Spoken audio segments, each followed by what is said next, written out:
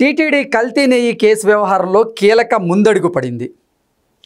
అప్పటి చైర్మన్ అయినటువంటి YV Subbareddy PA అయినటువంటి అప్పన్నను ఇప్పుడు సిటీ అధికారులు అరెస్ట్ చేసినటువంటి నేపథ్యంలో అతి త్వరలో వైవి సుబ్బారెడ్డి గారు అలాగే ధర్మారెడ్డి గారు భూమన కరుణాకర్ రెడ్డి గారు కూడా అరెస్ట్ అయ్యేటువంటి అవకాశం ఉంది ఈ కేసులో అనేటువంటి ప్రచారం అయితే జరుగుతుంది. దీని మీద మనం పూర్తి స్థాయిలో విశ్లేషణ చేసుకుందాం. ప్రస్తుతం మనతో పాటున్నారు ప్రముఖ రాజకీయ విశ్లేషకులు అంకమరావు గారు. సార్తో మాట్లాడదాం. సార్ నమస్తే అండి. నమస్తే అమ్మా. సార్, టీటీడీ కల్తీ నెయ్యి కేసు వ్యవహారంలో అయితే కీలక ముందడుగు పడింది. వైవి సుబ్బారెడ్డి పిఏ అప్పన్నను సిట్ అధికారులు అరెస్ట్ చేశారు. ఆయన విచారిస్తున్నటువంటి క్రమంలో ఆయన అప్రూవర్గా మారేటువంటి అవకాశం ఉందని, తద్వారా వైవి సుబ్బారెడ్డి గారు భూమన కరుణాకర్ రెడ్డి గారు ధర్మారెడ్డి వీరు ముగ్గురు కూడా అరెస్ట్ అయ్యేటువంటి అవకాశం ఉందనేటువంటి ప్రచారం జరుగుతోంది. దీని మీద మీ విశ్లేషణ ఏంటి సార్? సుబ్బారెడ్డి గారి పిఏ అప్పన్న అతను అదుపులో తీసుకున్నారు. ఈ కల్తీ నెయ్యి వ్యవహారంలో నెయ్యి అనేది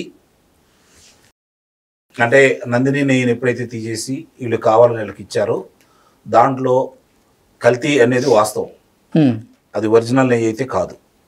దానికోసం అని చెప్పని, ఎందుకంటే ఆ తక్కువ రేట్లో అంత తక్కువ రేట్లో రాను కూడా రాదు.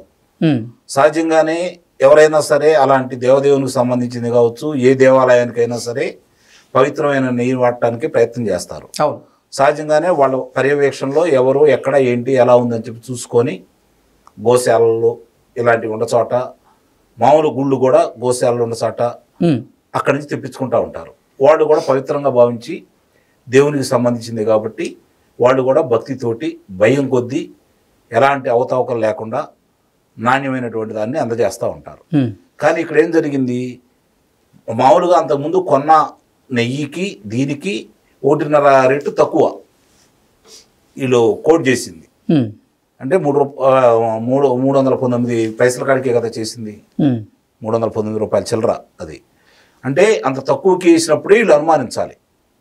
రెండవది, అసలు దాన్ని ఎందుకు వద్దనుకున్నారు ఆ వివరణ కూడా ఇప్పుడు ప్రజలకు కూడా తెలియజెప్పాల్సిన ఆవశ్యకత అయితే ఉంది. దాని లోతులు సంబంధించినవన్నీ కూడా బయట తీయాల్సిన బాధ్యత సిటీ వాళ్ళ మీద అయితే నిస్సందేహంగా ఉందని చెప్పి అయితే నేను భావిస్తున్నాను. ఇప్పుడు ఆ రోజు సుబ్బారెడ్డి తర్వాత కరుణాకర్ రెడ్డి ఈ 5 సంవత్సరాలు వాళ్ళిద్దరే కదా ఉంది, బయట వాళ్ళు ఎవరూ లేరు. మరి లేనప్పుడు చివరి క్రమంలో ఎందుకు తీసేసి రెగ్యులర్గా ఇచ్చే కర్ణాటక సంబంధించినటువంటి నందిని నెయ్యిని కాదని చెప్పని ఎందుకు తీసుకున్నారు? కనీసం ప్రతి వాళ్ళకి మామూలు వాళ్ళకి అర్థమవుతుంది. ఇప్పుడు సహజంగానే ఎక్కడికన్నా వెళ్ళి ఏదన్నా కొనాలి అంటే ఆ వస్తువు డిమాండ్ని బట్టి ఓ ఉల్లిపాయ ఉంటుంది, ఓ టమోటా ఉంటుంది, సీజన్లను బట్టి రేటు మారుతూ ఉంటుంది, అంతే కదా? సీజన్లను బట్టి రేటు మారుతూ ఉంటుంది. కానీ దీనికి రేటు మారదు కదా. ఇది వాళ్ళు కూడా కర్ణాటక రైతులు ఏర్పాటు చేసుకుంది ఆ నందిని నెయ్యి అనేది. వాళ్ళకి వెంకటేశ్వర స్వామి మీద ఉన్నటువంటి భక్తితోటి వాళ్ళు అందజేస్తూ ఉన్నారు. అది కాదని ఇంత తక్కువ తీసుకున్నారు అంటేనే దీంట్లో కుంభకోణం ఉందనేది స్పష్టంగా అర్థమైపోతూ ఉంది. దానికి ఏదన్నా తీర్మానం చేశారా, అందరూ ఒప్పుకున్నారా, దానికి ఎవరు ఆమోదించారు, ఇవి కూడా వివరాలన్నీ ఒక్కో బయటికి రావాలి. ఇప్పుడు ఎవరైతే ఇతను అదుపులో తీసుకున్నారో సుబ్బారెడ్డి పిఏని, అసలు ఆ రోజు ఈవోగా ఉన్నటువంటి ధర్మారెడ్డిని ఇంతవరకు పిలవాల. ధర్మారెడ్డిని ఎప్పుడు పిలుస్తారు? అలాగే దానికి సంబంధించినటువంటి అధికారులు ఉన్నారు, వాళ్ళకు సంబంధించిన వివరాలు ఇప్పుడు తీసుకుంటారు.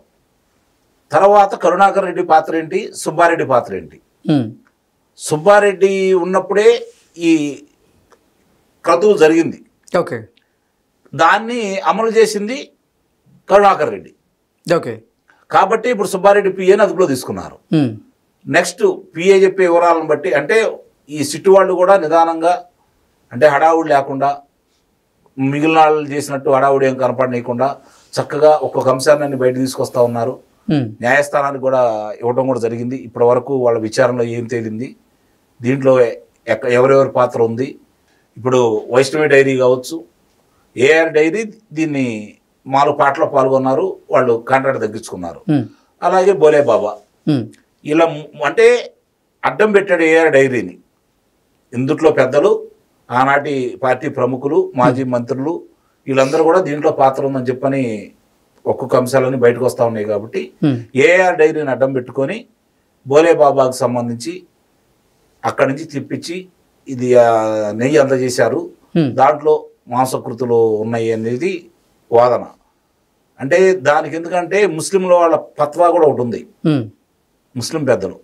ఇది మనం అంటే వాళ్ళు మాంసం లేని ఏది వాడరు కదా, కాబట్టి మనం దీన్ని ఉపయోగించవచ్చు అని చెప్పని వాళ్ళకి సంబంధించినటువంటి బోలిబాబా సంబంధించినటువంటి ఉత్పత్తుల మీద వాళ్ళు ఫత్వా కూడా రిలీజ్ చేశారు.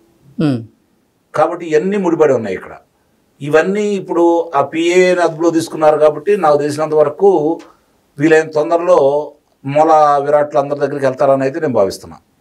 కరుణాకర్ రెడ్డి దగ్గరికి వెళ్ళొచ్చు, సుబ్బారెడ్డి దగ్గరికి అసలు ఈ కల్తీ నెయ్యి కేసు వ్యవహారంలో ఇప్పటి వరకు కొంతమంది అరెస్ట్ అవ్వడం జరిగింది. అలాగే ఇప్పుడు వైవి సుబ్బారెడ్డి పిఏ అరెస్ట్ అవ్వడం జరిగింది. దీంతో చాలామంది వెన్నులో వణుకు మొదలైందని, రాబోయేటువంటి రోజుల్లో వైవి సుబ్బారెడ్డి కూడా అరెస్ట్ అయ్యేటువంటి అవకాశం ఉంది, భూమన కరుణాకర్ రెడ్డి కూడా అరెస్ట్ అయ్యేటువంటి అవకాశం ఉందనేటువంటి వాదనలు మళ్ళీ తెర మీదకి వచ్చాయి.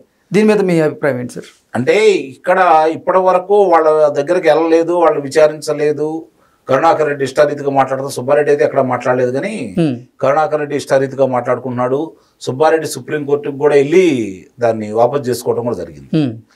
ఇక్కడ గమనించుకోవాల్సిన అంశం ఏంటంటే నిస్సందేహంగా వాళ్ళకి సంబంధించి వాళ్ళకి తెలిసే జరిగింది అనేది మాత్రం వాస్తవం.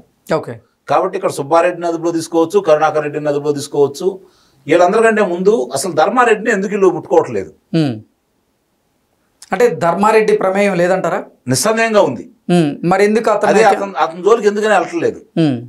అతను కావాలని చెప్పి ఆ రోజు రాజశేఖర రెడ్డి తీసుకొచ్చాడు, తర్వాత జగన్మోహన్ రెడ్డి తీసుకొచ్చాడు. అతని పర్యవేక్షణలోనే చాలా అన్యాయంగా జరిగింది కార్యక్రమాలన్నీ కూడా.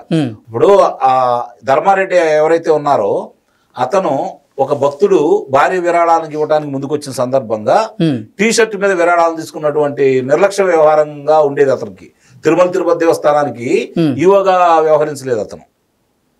అతను ఏందంటే ఏ కాడికి వాళ్ళు ఏం చెప్తే అది చేయటానికి, ఇక్కడ జరిగే అన్ని కుంభకోణాలకి అపవిత్రతకి అతని దగ్గరుండి కొమ్ము కాసే కార్యక్రమంలో భాగంగానే అక్కడ అతను నియమించారని అయితే నేను భావిస్తున్నాను. కాబట్టి అతను కూడా పాలక మండలి ఏం చెప్తే అది ఆయన అదే చేసేవాడు. అధిష్టానం చెప్పింది పాలక మండలి, అతను చెప్పినట్టు పాలక మండలి ఏనాలా, పాలక మండలి చెప్పినట్టు అతను ఏమో కాదని అయితే నేను భావిస్తున్నాను. కాబట్టి అతను పాత్ర చాలా ప్రముఖంగా ఉందని అయితే నేను భావిస్తున్నాను ఇక్కడ. కాబట్టి అతను వీలైన తొందరగా ముందుగా అతను అదుపులో తీసుకోవాలి. అతను ఎందుకు ఇంతవరకు అతను టచ్ చేయలేదు, అతను విచారణ కూడా పిలవలేదు, అతను పిలిపించి ఎందుకు అతను స్టేట్మెంట్ తీసుకోలేదని ఇప్పుడు కూడా అర్థం కాని విషయం. ఇక నుంచి అయినా సరే ఇప్పుడు ఇతను అదుపులో తీసుకున్నారు కాబట్టి తదుపరి అతను కూడా పిలిపిస్తారని, అతను కూడా అదుపులో తీసుకుంటే తప్ప ఇది ఒక్కరికి రాదని అయితే నేను భావిస్తున్నాను. అంటే నిన్న మొన్నటి వరకు అందరూ కూడా ఈ నకిలీ నెయ్యి కేసు వ్యవహారం అనేది అటకెక్కింది, ఇక ముందుకు సాగదనుకున్నారు. కానీ కీలక ముందడుగు అయితే పడుతూ ఉంది ఈ కేసులో. సో రాబోయేటువంటి రోజుల్లో ఈ కేసులో అసలు ఏం జరగబోతుందంటారు? ఇప్పుడు పోయినసారి కూడా అది సిట్టు సుప్రీంకోర్టు ద్వారా ఏర్పాడైంది కాబట్టి దాంట్లో సిబిఐ వాళ్ళు ఉన్నారు, రాష్ట్రానికి సంబంధించిన వాళ్ళు ఉన్నారు, మరి ఫుడ్కు సంబంధించినటువంటి అధికారులు కూడా దాంట్లో ఉన్నారు. కాబట్టి వాళ్ళు సమగ్రంగా విచారణ తీసుకుని వచ్చి దాన్ని న్యాయస్థానానికి ఇచ్చిన తర్వాత న్యాయస్థానం ఆ అనుమతి ప్రకారం వీళ్ళు ముందుకెళ్లాల్సిన పరిస్థితి. అందువల్ల ఆలస్యం అవుతుందే తప్ప విచారణలో ఎక్కడైతే కూడా లోపం అయితే లేదు. ఇక్కడ సిట్టు విచారణ ఉంది, అటు అక్కడ వాళ్ళు విచారణ చేశారు 5 సభ్యుల కమిటీ. కాబట్టి ఆలస్యం అంటే సహజంగానే న్యాయస్థానం దృష్టికి వెళ్ళినప్పుడు ఇది ఒకటే కాదు కదా న్యాయస్థానం దృష్టిలో. కాబట్టి చాలా కేసులు ఉంటాయి. కాబట్టి వీళ్ళు ఇచ్చిన తర్వాత వాడు చూసుకోవాలి, దీనికి సంబంధించిన తదుపరి ఉత్తర్వులు ఇవ్వాలి. అప్పటి వరకు మనకు ఆలస్యమైందని అయితే మనం భావిస్తున్నాం. కానీ ఇక్కడ మాత్రం సమగ్రంగా విచారణ జరిగిందని అయితే నేనైతే భావిస్తున్నాను. ఆలస్యం అవుతుందని సహజంగా భక్తులందరూ భావించడంలో తప్పు లేదు. కాకపోతే ఇప్పుడు జరుగుతున్న పరిణామాలన్నీ కనుక ఒకసారి చూసుకుంటా ఉంటే నిస్సందేహంగా ఒక్కొక్క అంశాలన్నీ కూడా కూలంకుషంగా పరిశీలించిన తర్వాతే వాళ్ళు ముందడుగేస్తున్నారని అయితే స్పష్టంగా అర్థమైపోతుంది. కాబట్టి ఇక్కడతోటి అంటే ఇది ఏదైతే సుబ్బారెడ్డి పిఏదా కాకుండా నేను అన్నట్టు ధర్మారెడ్డిని అదుపులో తీసుకుంటే మాత్రం నిస్సందేహంగా ముందడుగు పడ్డట్టు. ధర్మారెడ్డిని కనుక అదుపులో తీసుకోకపోతే మీరు అన్నట్టు ఇది అటకెక్కినట్టే. Okay sir, thank you so much. Thank you.